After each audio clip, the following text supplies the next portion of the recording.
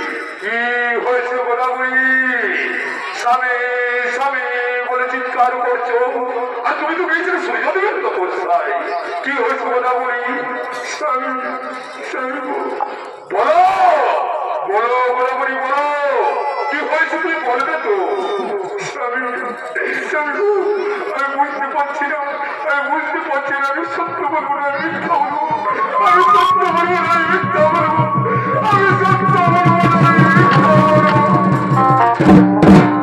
সত্য বলো গোদাবরী সত্য বলো স্বামী স্বামী এটাই সত্য আজকে তোমার স্ত্রী অপবিত্র হয়েছে সূর্যদেব তার সবার শক্তি দিয়ে বেঁধে দিয়েছিল এটাই কোনো আমার দোষ নাই তুমি আমার ক্ষমা করো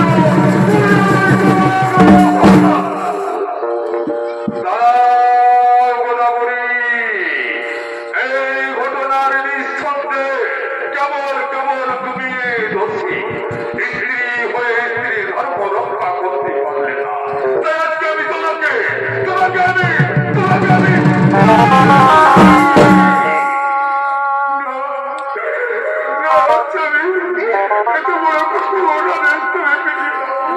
আমি সহ্য করতে পারবো না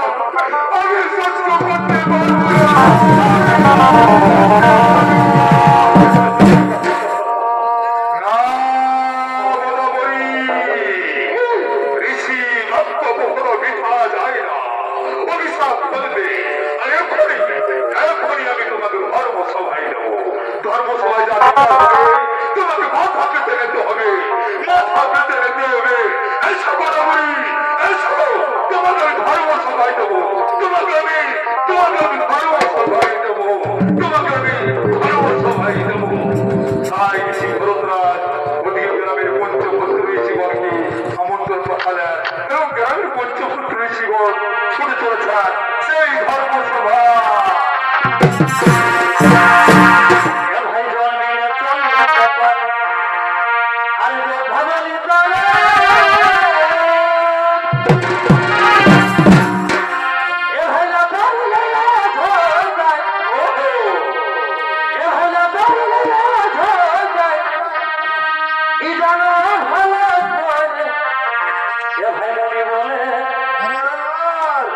লিখেছে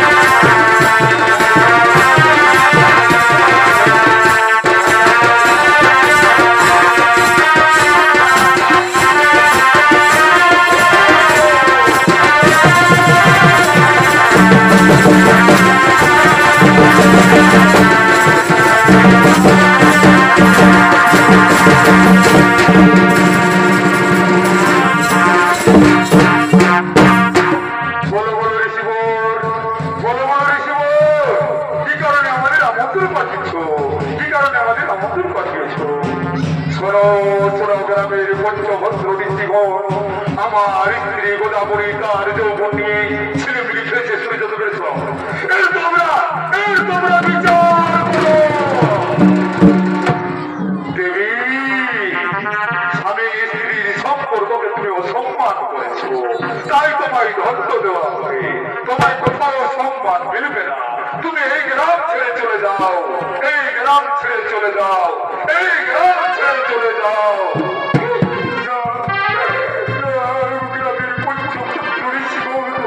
এত বড় সাজা আমায় দেবে না আমি সহ্য করতে পারবো না আমি সহ্য করতে পারবো না আমি সহ্য করতে পারবো না দেবী পাপ করেছ তোমার পাপে একাই দণ্ড তোমার পাপে একাই দণ্ড তোমার পাপে একাই দণ্ড তোমার পাপে একাই দণ্ড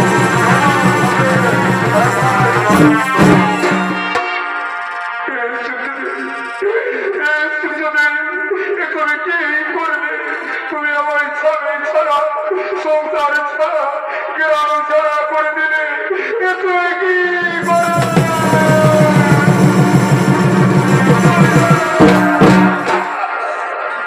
এই ছিল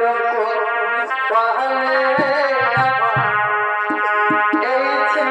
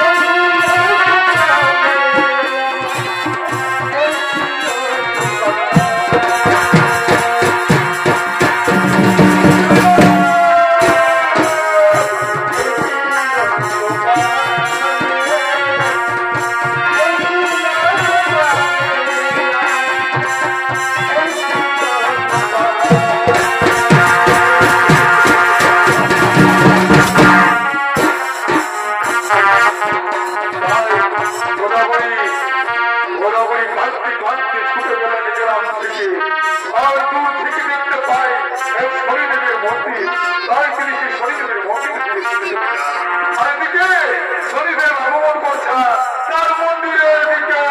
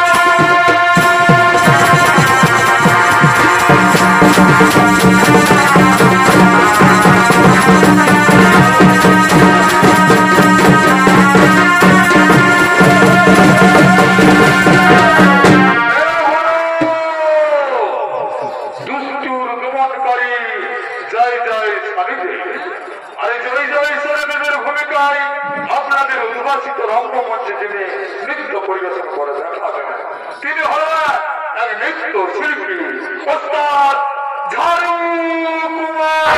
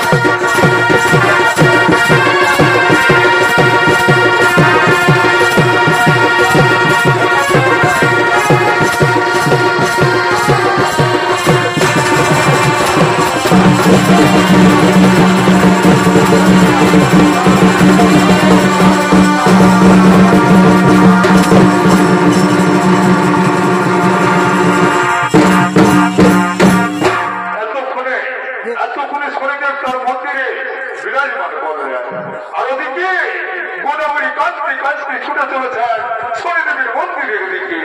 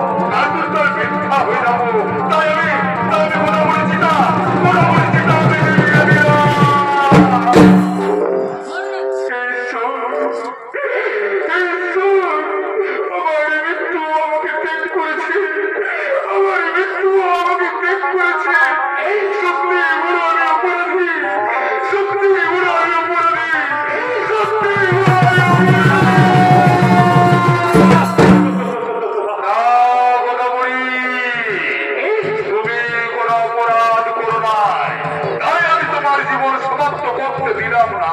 তোমার রাজ্য বিচার হবে কোথায়? তোমার রাজ্য বিচার হবে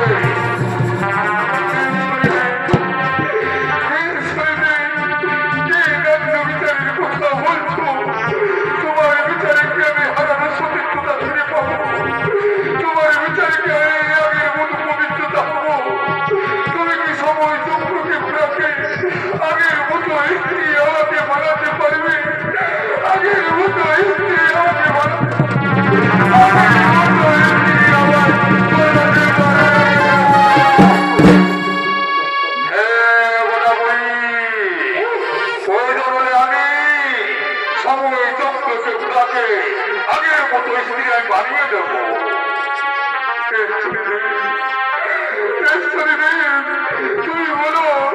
তুমি বলো আমার জীবনে কি করলে আমার মুক্তি হবে? কি করলে আমার মুক্তি হবে? কি করলে আমার মুক্তি হবে? কি করলে আমার মুক্তি হবে?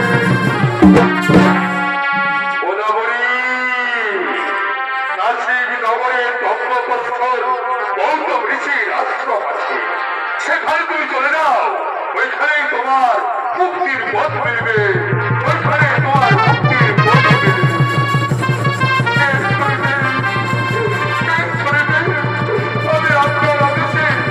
আমি আপনার আদেশে গৌতম ঋষির আশ্রমে যাই, গৌতম ঋষির আশ্রমে যাই, গৌতম ঋষির আশ্রমে যাই, গৌতম ঋষির আশ্রমে যাই, গৌতম ঋষির আশ্রমে যাই।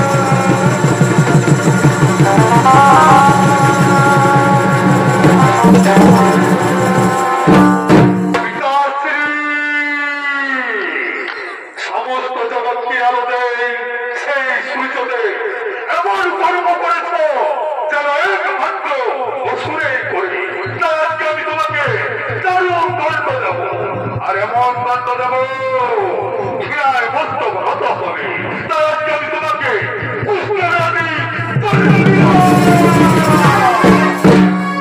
তোমার রোগ চলতে থাকবে আর পৃথিবী আলো পেতে থাকবে। তোমার রোগ চলতে থাকবে আর পৃথিবী আলো পেতে থাকবে।